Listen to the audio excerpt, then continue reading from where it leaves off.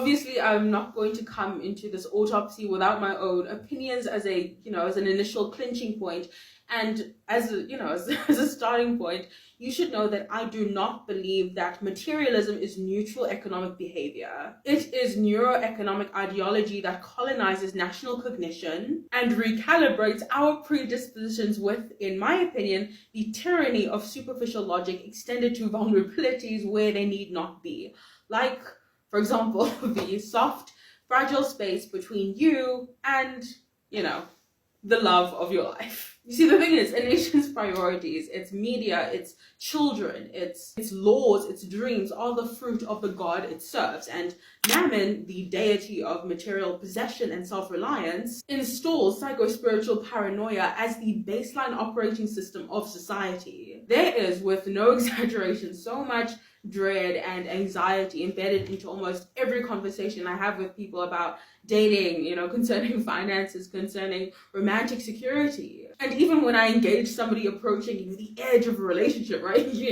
They're almost there. There's this flicker of hope, but it's paralyzed, it's anxious. And this experience is definitely cross-cultural. Materialism is embedded within the nervous system of nations, what historian and philosopher Rene Girard might call a mimetic contagion. I encourage you, again, to read this book. It's called, Things Hidden Since the Foundation of the World. It was, 1978.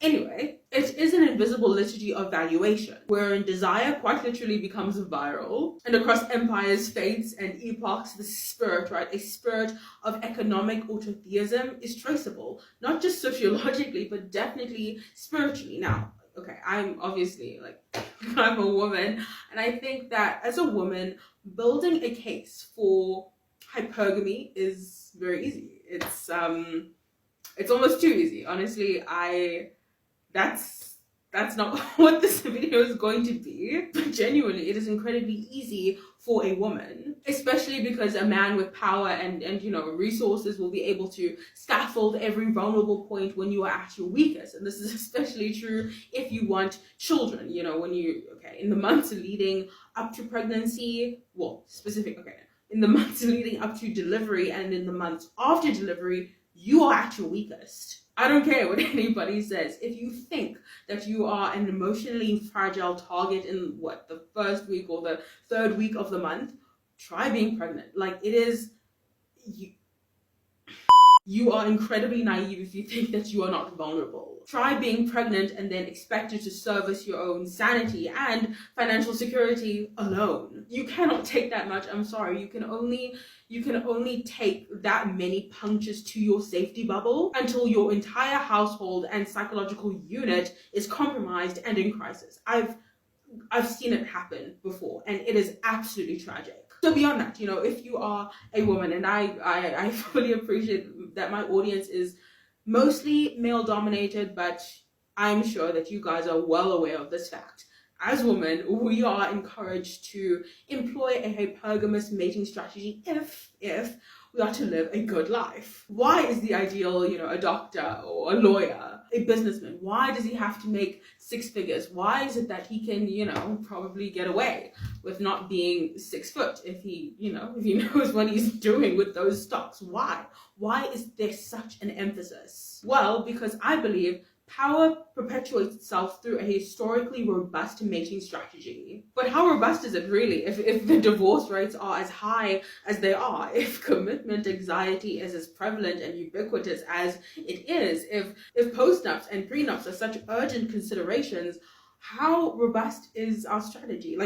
Really? Because it has to be robust. Bloodlines do not survive by accident. We all know and appreciate that marriages within the elite are really purely romantic. They tend to be logical, right, strategic, and buttressed by dynastic mergers. Historically, the Medici, the Rothschild, the Rockefeller families, who else? The DuPonts, they historically intermarried across generations. Why? Because reproduction is the last mile of empire consolidation. Control the money, control the marriage, control the mythos of success. And more than that, I genuinely do believe that there are eugenic undercurrents to this. The the 20th century American eugenics movement quite literally advocated for not only racial purity, but also economic optimization, warning against quote-unquote procreation amongst the feeble-minded and financially weak. This is this is a direct quote. Echoes of this can definitely be seen in dating algorithms that reward income, education, wealth, height, and status. As per, there was a study. I saw. It was by OkCupid. It was in 2018. Actually, wait, I might even be wrong. I think it wasn't a study. It was a data leak. Even worse. It was a data leak. I'm just making sure now. Yes, it was a data leak. But in this data leak, women ranked 80% of men as below average.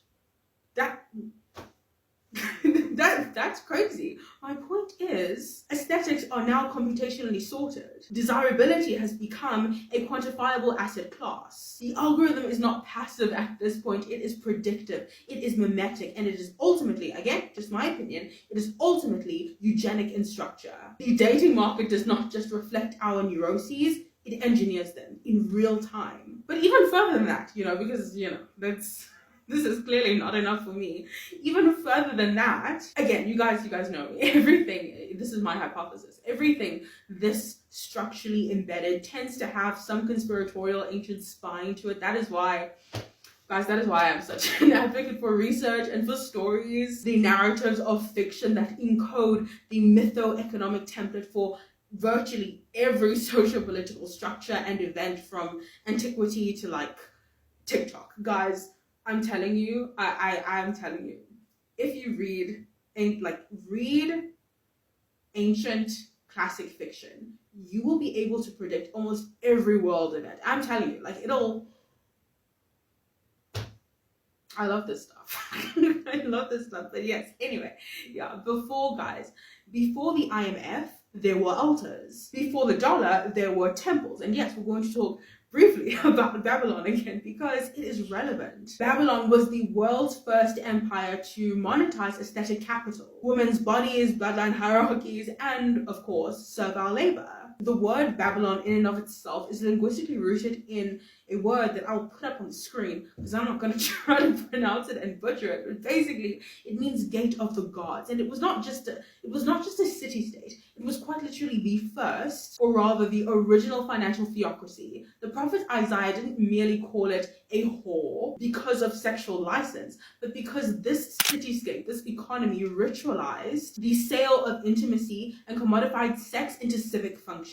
Rome, as another example, with its hyper-rational obsession with what is called mus maiorum. This just basically means ancestral custom. It built a civilization on calculative cruelty. The nauseating Roman institution of expositio infantis, which is just infant exposure, was not only tolerated but philosophically defended. The likes of Cicero, Seneca, Aristotle, they all historically supported the disposing of deformed or impoverished infants for the sake of economic convenience. They all proposed that children born with defects, or even during famines, could be rationally discarded for the sake of the good of the polis. This was the hyper-rational statecraft of infanticide. And you guys know I love debating. Guys, I know not many people love politics, not many people love debate.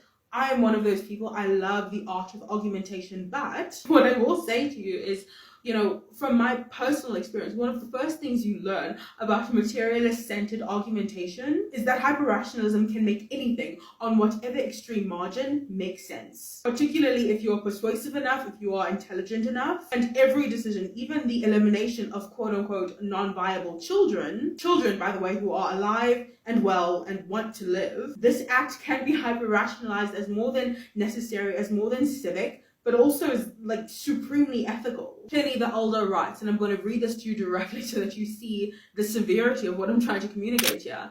Deformed infants should be drowned. It is rational. Seneca the Younger concurs. We kill a mad dog.